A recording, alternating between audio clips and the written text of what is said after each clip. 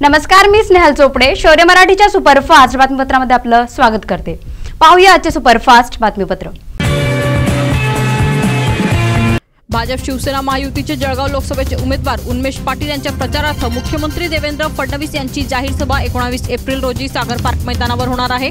या सभेला पालकमंत्री चंद्रकांत पाटील, जलसंपदा मंत्री गिरीश महाजन, सहकार राज्यमंत्री गुलाबराव पाटील, आमदार एकनाथराव खडसे, माजी मंत्री सुरेश जैन, गुरुमुख जगवानी यांच्यासह मान्यवर उपस्थित राहणार आहेत। मनपा मालकीच्या ट्रान्सपोर्ट नगरातील भाड्याने देण्यात आलेल्या जागेच्या वसुलीबाबत मनपा विधी तज्ञांकडून अभिप्राय घेणार असल्याची माहिती याबाबत देण्यात आली आहे। मनपाने बजावलेल्या 81 ब च्या नोटीसवर ट्रान्सपोर्ट नगर असोसिएशनने न्यायालयाकडून स्थगिती आणली होती, मात्र आता ही स्थगिती उठवली असल्यानं मनपाकडून वसुलीबाबत हालचाली सुरू झाल्या आहेत। भुसावळ फैजपूर रस्त्यावरील बामणोद येथे भरधाव ट्रकने एका महिलेला चिरडल्याची घटना घडली। इंदुबाई नारायण पाचपांडे असे या महिलेचं नाव असून या दुर्घटनेत महिलेचा जागीच मृत्यू झालाय। गावापासून जवळच असलेल्या गोपाळ फिरके यांच्या शेतात इंदुबाई व सून सोमा पाचपांडे पापड करण्यासाठी जात असताना मागून भरधाव वेगाने येणाऱ्या ट्रकला पुढच्या वळणाचा अंदाज न आल्याने ट्रक सरळ महिलेच्या अंगावर येऊन पुढे निघाला। त्यात इंदुबाईंच्या चेहऱ्याला जबर मार लागल्याने त्या जागीच ठार झाल्या। रावेर लोकसभा मतदारसंघातील भाजप शिवसेना महायुतीच्या उमेदवार रक्षा खडसे यांचा प्रचार दौरा हंबर्डी, हिंगोणा, सांगती, डोंगर कठोरा या ठिकाणी झाला। प्रचार फेरी दरम्यान खासदार रक्षा खडसे यांचे ठिकठिकाणी औक्षण करण्यात आले। त्यांनी नागरिकांशी संवाद साधून समस्या जाणून घेतल्या। यावेळी आमदार हरिभाऊ जावडे, आमदार सुरेश भोळेसह महायुतीचे असंख्य कार्यकर्ते उपस्थित होते। जामनेर तालुक्यातील पहूर येथील पेठमधील रहिवासी सचिन मोरे हा अन्य साथीदारांसह आंबेडकर नगरच्या गेटजवळ बसलेले असताना विशाल पाटील त्या ठिकाणी येऊन त्याने डॉक्टर बाबासाहेब आंबेडकर यांच्याबद्दल अपशब्द वापरून बसलेल्या युवकांना जातीवाचक शिवीगाळ केल्याची घटना घडली। याबाबत सचिन मोरे याच्या फिर्यादीवरून विशाल पाटील विरुद्ध अॅट्रॉसिटीचा गुन्हा दाखल करण्यात आला असून त्याला अटक करण्यात आल्याची माहिती देण्यात आली आहे। चोपडा तालुक्यातील भारडू, विटनेर, हातेड, वाडकी, शेंदणी, मालखेडा, चुंचाळे, चौगाव परिसराला अचानक आलेल्या पावसाने आणि गारपिटीने झोडपलं असून यामुळे पपई, डाळिंब, आंबा, लिंबू, केळीच्या बागांचं प्रचंड नुकसान झालंय। काही ठिकाणी काढणीसाठी आलेल्या कांद्यावर पाणी पडल्यानं मोठं नुकसान झालंय, तर ज्वारी, बाजरी, मका, गहू ही काढणीला आलेली पिकं भुईसपाट झाली।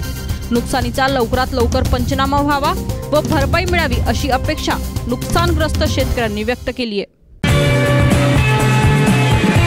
जामनेर बोदवड मार्गावरील भवानी घाटात बोलेरो गाडीला अपघात होऊन 2 इसम जखमी झाल्याची खबर जामनेर पोलिसांना मिळाली।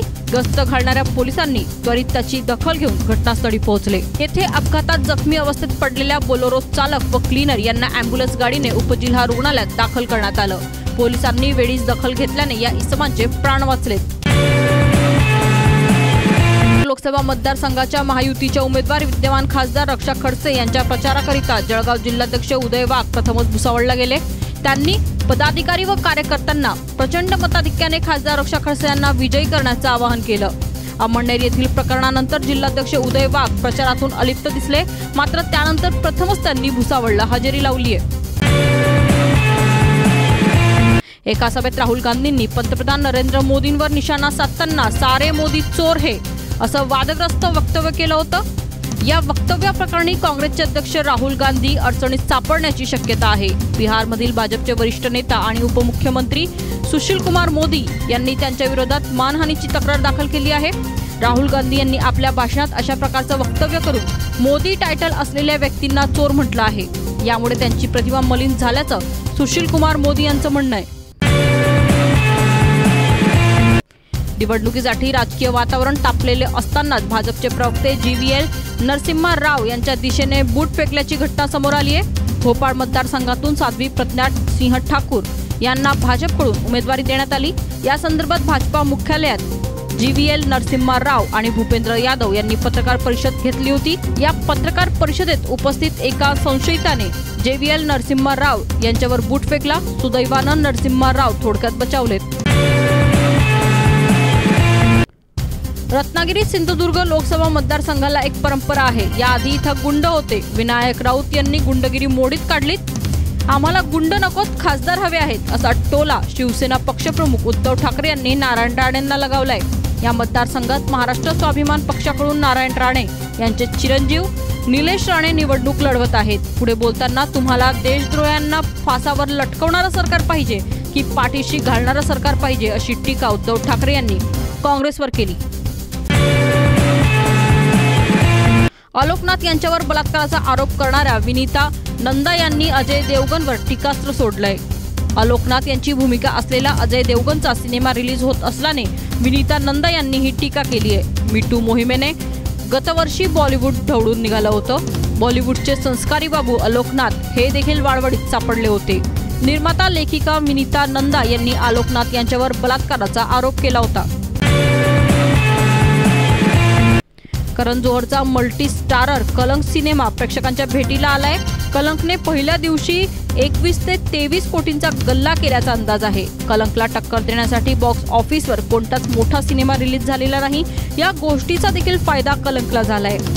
सिनेमात वरुण धवन, आलिया भट्ट, सोनाक्षी सिन्हा, माधुरी दीक्षित, आदित्य राय कपूर आणि संजय दत्त यांच्या मुख्य भूमिका आहेत।